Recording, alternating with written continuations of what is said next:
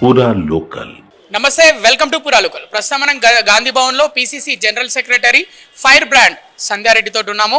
October 2వ తారీఖు అదే రోజు గాంధీ జయంతి, అదే రోజు దసరా, అదే రోజు వైన్స్ బంద్ ఉన్నాయి, మాంసం బంద్ ఉంది.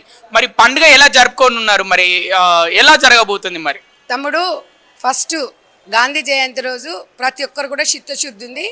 ఒక్కరోజు తినకపోతే తెలంగాణ ప్రజలకు ఏమి కాదు. తెలంగాణ ప్రజలు కంపల్సరీ ఒకరోజు ముందు తింటాం, లేదంటే నెక్స్ట్ డే తింటాము. తెలంగాణ ప్రజలకు మనం ఎప్పుడు అనుకుంటప్పుడు పండుగనే.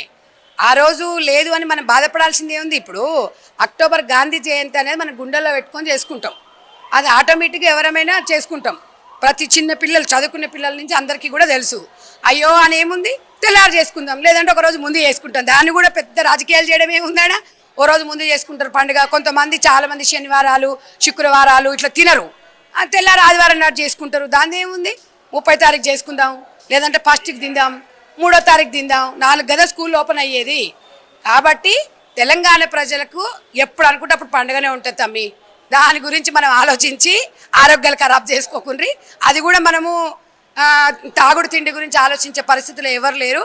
ఇవాళ అందరం కూడా, ఒకప్పుడు బీఆర్ఎస్ పార్టీ ఉన్నప్పుడు తాగాలే ఊగాల, బిర్యానీలు తాగాలే ఊగాలని ఉన్నది. కానీ కాంగ్రెస్ గవర్నమెంట్ వచ్చిన తర్వాత ప్రజాపాలన మనం ఎలా ముందుకెళ్ళాలి, చేసిన అప్పులు ఎట్లా తీర్చుకోవాలి, ఇంత 1,00,000 కోట్ల అప్పులు చేసిపోయిర్రు, దగ్గర 7.5 లక్షల కోట్ల అప్పు చేసిపోయారు, అప్పులు ఎట్లా తీర్చుకోవాలని ఉంది.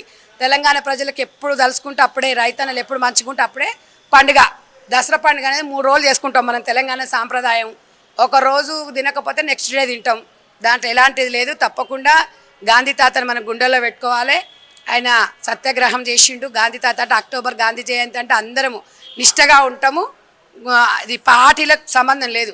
గాంధీ ఇవాళ ఆయన లేకపోతే స్వతంత్ర పోరాటం ఎక్కడిది, ఆయన లేకపోతే ఈరోజు సత్యాగ్రహం ఎక్కడిది. ఇవన్నీ కూడా మనం ఆలోచించుకొని మనం అందరం చిన్న నుంచి పెద్ద వరకు కూడా మళ్ళీ తెల్లారి తిందాం, లేదంటే ఓ రోజు ముందు చేసుకుందాం. ఏముందాడా?